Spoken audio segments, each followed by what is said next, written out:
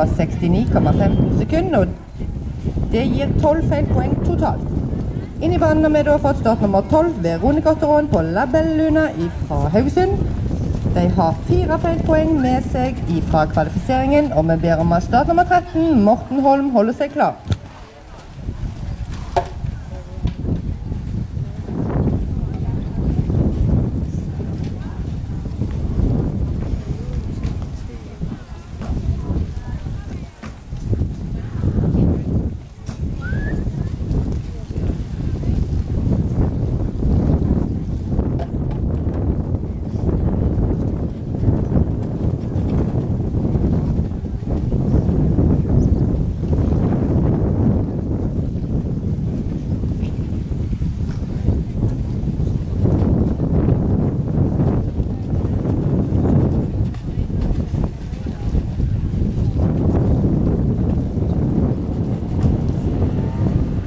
Og ekvipasjen trekker seg.